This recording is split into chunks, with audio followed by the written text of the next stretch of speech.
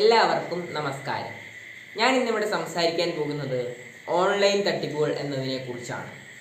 ഇപ്പോഴത്തെ കാലത്ത് നമ്മൾ ഏറ്റവും കൂടുതൽ അറിഞ്ഞിരിക്കേണ്ട ഒരു വിഷയം തന്നെയാണിത്. കാരണം നമുക്കറിയാം, ഇപ്പോൾ ഡിജിറ്റൽ നമ്മുടെ ഇന്ത്യയിൽ വളർന്നുകൊണ്ടിരിക്കുകയാണ്. അപ്പോൾ ഡിജിറ്റൽ വളർന്നുകൊണ്ടിരിക്കുമ്പോൾ അതോടൊപ്പം തന്നെ തട്ടിപ്പുകളും വളർന്നുകൊണ്ടിരിക്കുകയാണ്.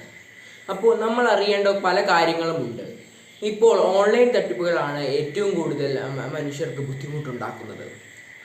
നമുക്കതിൽ നിന്ന് എങ്ങനെയൊക്കെ തട്ടിപ്പുകളാണ് നമുക്കുള്ളതെന്ന് നോക്കാം. ഒന്നാമതായി നമുക്കറിയാം, ഇപ്പോൾ പലവർക്കും ഡിജിറ്റലിനെ കുറിച്ചോ അതോ മൊബൈലിനെ എങ്ങനെ ഉപയോഗിക്കണമെന്നോ കുറിച്ച് അധികം അറിയത്തില്ല. അതുകൊണ്ട് തന്നെ അതുപോലെയുള്ള ആൾക്കാർ പെട്ടെന്ന് ആ തട്ടിപ്പുകളിൽ വീഴാൻ സാധ്യതയുണ്ട്. പിന്നെയുള്ള കാര്യമെന്ന് പറയുന്നത് ഗ്രാമങ്ങളിലും വീടുകളിലും അമിത മൊബൈൽ ഉപയോഗം എന്നത്. ഇപ്പോൾ അമിത മൊബൈൽ ഉപയോഗം കാരണം കൂടുതൽ തട്ടിപ്പുകൾ കൂടുതൽ തട്ടിപ്പാവുന്നു എന്നതാണ് ഏറ്റവും വലിയ പ്രശ്നമെന്ന് പറയുന്നത്. പിന്നീടുള്ള കാര്യമെന്ന് പറയുമ്പോൾ കൂടുതലായ പണമിടപാടുകൾ നടക്കുന്നു എന്നതാണ്. പക്ഷേങ്കിൽ പണമിടപാടുകൾ വളരെയധികം നല്ലത് തന്നെയാണ് നമ്മുടെ ജീവിതത്തിൽ ഉണ്ടാക്കിയത്. UPI അതുപോലെ തന്നെ Paytm, ഫോൺപേ ഇങ്ങനെയൊക്കെ പല കാര്യങ്ങളും നമുക്ക് ഉപകാരം തന്നെയാണ്. പക്ഷേങ്കിൽ അതിലൂടെയും ഇപ്പോൾ തട്ടിപ്പുകൾ വളർന്നു വരുന്നു എന്നതാണ് ഏറ്റവും വലിയ സത്യമെന്ന് പറയുന്നത്. അത് വളരെയധികം ദുഃഖകരമായൊരു കാര്യം തന്നെയാണ്. പിന്നെ ഏറ്റവും വലിയൊരു കാര്യമെന്ന് പറയുന്നത് വീട്ടിലിരുന്ന് ഒരു ജോലിയും ചെയ്യണ്ട എന്ന് പറഞ്ഞ്, ഒരു ജോലിയും ചെയ്യാതെ തന്നെ ലക്ഷങ്ങൾ കിട്ടുമെന്ന് പറഞ്ഞ് പലരുടെ കയ്യിൽ നിന്നും അഡ്മിഷൻ ഫീയും അതുപോലെ തന്നെ മറ്റു പല ഫീയും അവർക്ക് മേടിക്കുന്നു. അത് ലക്ഷങ്ങളും 10 ലക്ഷവും ഒക്കെ അവർ മേടിക്കുന്നു. അതിനുശേഷം പണം ലഭിച്ച ശേഷം അവർ നാടുവിടുകയും ചെയ്യുന്നു.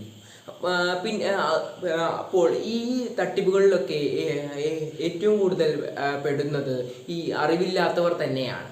അവർക്ക് അതിനെക്കുറിച്ച് കൂടുതൽ അറിയാത്തത് കൊണ്ടും അവർ ഒന്നും ജോലി ചെയ്യണ്ടല്ലോ, പണം ലഭിക്കുമല്ലോ എന്ന് കരുതിയാണ് അവർ ആ തട്ടിപ്പുകളിൽ വീഴുന്നത്. പിന്നെയുള്ള കാര്യമെന്ന് പറയുമ്പോൾ വീട്ടമ്മമാർ സാരികളും അതുപോലെ തന്നെ അവർക്കിടാനുള്ള ഡ്രസ്സുകളും കുറഞ്ഞ വിലയിലും ഒക്കെ ലഭിക്കുന്ന സൈറ്റിൽ കയറുന്നു എന്നതാണ്.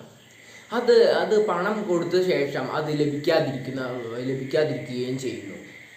പിന്നീട് നമുക്കറിയാം, ഏറ്റവും കൂടുതൽ കണ്ടുവരുന്നെന്ന് പറയുമ്പോൾ ഒരു ലിങ്ക് വരികയും ആ ലിങ്കിൽ പിടിച്ചു നിൽക്കുമ്പോൾ പണം നമ്മുടെ കയ്യിൽ നിന്ന് പോവുകയും ചെയ്യും.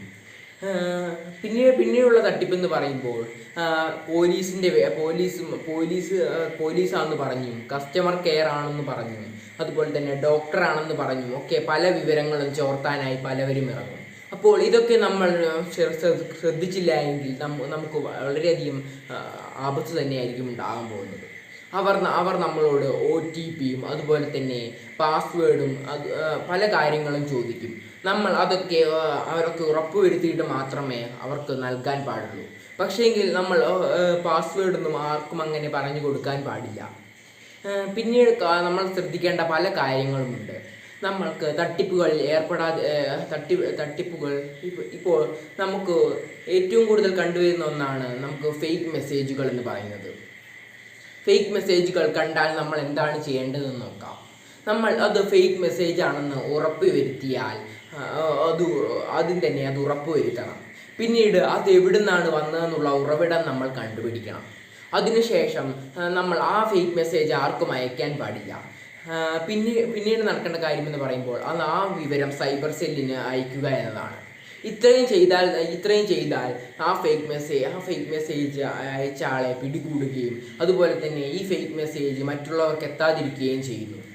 ഇപ്പോൾ എന്തെങ്കിലുമൊക്കെ ഓഫർ ഉണ്ടെന്ന് പറഞ്ഞ് പണം തട്ടിയെടുക്കാനുള്ള ശ്രമമായിരിക്കും ആ ഫേക്ക് മെസ്സേജ് ഇട്ടവരുടെ കയ്യിൽ. അപ്പോൾ അത് ഇല്ലാതാകുമെന്നാണ് സത്യം. അപ്പോൾ നമ്മൾ ഈ കാര്യങ്ങളൊക്കെ ശ്രദ്ധിക്കേണ്ടത് അത്യാവശ്യം തന്നെയാണ്. നമ്മൾ ആ ഫേക്ക് മെസ്സേജ് ആണെന്ന് തിരിഞ്ഞാൽ അതൊരിക്കലും മറ്റുള്ള ആൾക്കാർക്ക് അയച്ചു കൊടുക്കരുത്. ഒരു തമാശയ്ക്ക് പോലും അത് അയച്ചു കൊടുക്കരുത്. കാരണം അവർക്ക് വലിയൊരു നഷ്ടം തന്നെയായിരിക്കും അതിലൂടെ ഉണ്ടായിരിക്കുക. ഈ കാര്യങ്ങളൊക്കെ ശ്രദ്ധിച്ച് വേണം ഇനിയുള്ള കാലങ്ങളിൽ മുമ്പോട്ട് പോകേണ്ടത്. കാരണം ഇപ്പോഴത്തെ കാലത്ത് ഡിജിറ്റൽ ലോകമാണ്. ഈ ഡിജിറ്റൽ ലോകത്ത് ജീവിക്കണമെങ്കിൽ അറിവ് പ്രധാനമാണ്. അത് ഡിജിറ്റലിനെ കുറിച്ചും പല തട്ടിപ്പുകളെ കുറിച്ചും കൂടുതൽ അറിവ് വളരെ പ്രധാനമായിട്ടുണ്ടാകണം. ഇല്ല എങ്കിൽ നമ്മുടെ കയ്യിൽ നിന്ന് തന്നെയായിരിക്കും പണം നഷ്ടപ്പെടുക. അപ്പോൾ ഇത്രയും പറഞ്ഞുകൊണ്ട് ഞാൻ എൻ്റെ പ്രസംഗം നിർത്തുന്നു. നന്ദി.